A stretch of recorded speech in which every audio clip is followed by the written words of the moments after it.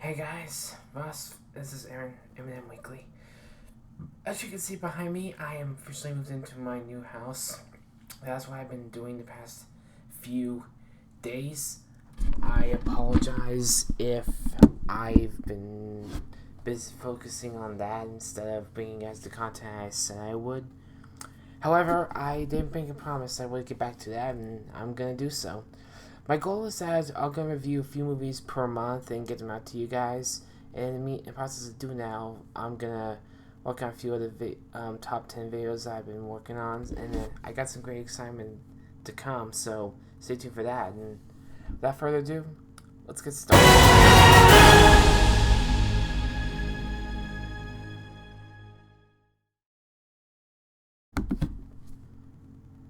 Dora and the Last City of Gold. Let's first know what we on the docket today. Okay, for first question, who of you guys, which of you guys have actually seen the film? I can't be the only one who's gone out and seen this piece of okayness. I mean, I never had much of a horse in the Dora camp. I completely did not like the show it was based off of. I completely skipped over the spin-offs with a plum. And after coming out of this, it is okay. Really okay. But let's start with a few things. First of all, Isabella Moner, who plays Dora, she's passable. Definitely, she definitely puts a lot of enthusiasm to the role, and I do like how the film is aware of how cheesy Dora was in her early days because heck, they reference that at the beginning of the film. The rest of the cast is admirable. Eva Longoria, Michael Pena bring their own charm as her parents, and it is nice to see them actually get more of a presence in the film than I think they ever did in the films as a whole. Eugenio Derbez, who plays Alejandro, the jungle inhabitor that guides them on their journey, he was likable. The guy is pretty likable, even despite his past filmography of bad films. Geostorm and Jack and Jill for one. Yeah. The rest of the cast is rounded up pretty well, and despite what others might have about the castings, Benicio del Toro and Danny Trejo are not wasted at all. Benicio del Toro is actually pretty admirable as Swiper, and Danny Trejo as Boots.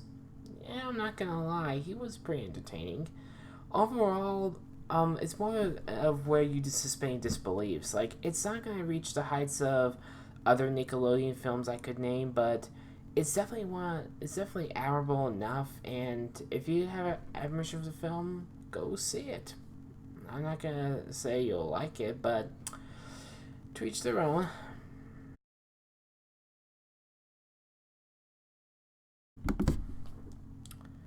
Angry Birds, the sequel.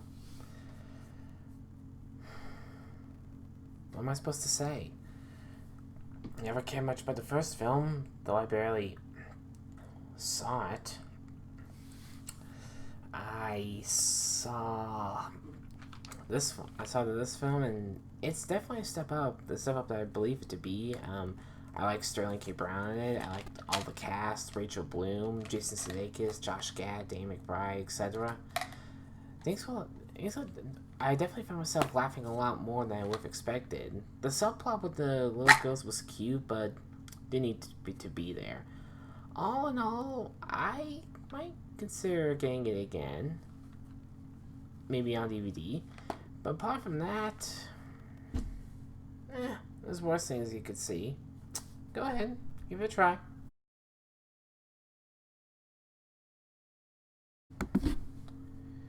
I remember back when Seth Rogen made Superbad. He didn't direct it, but he was one of the writers for it. One of his very early writing efforts.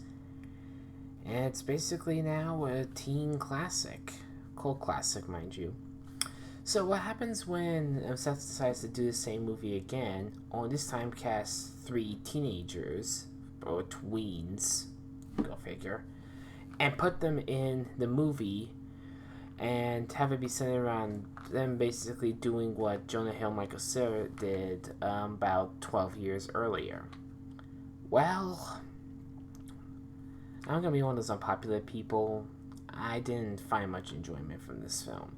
Jacob Tremblay is obviously really good, and the cast members playing his friends, they're good. The story, however, felt way too convoluted, and it was funny, and it definitely was, but I just couldn't get into it. I mean, especially then like the teenagers in the film, like the two teen girls whom they run from. Ugh, I didn't like those at all, even if they did have good intentions. All in all, I can't remember liking films like this. I mean, I'm glad it's doing well, and it might do well for original comedies, but Seth Rogen's done better, the cast has done better, and I'm not gonna go back to this. It's not bad, but there's better things you can see, so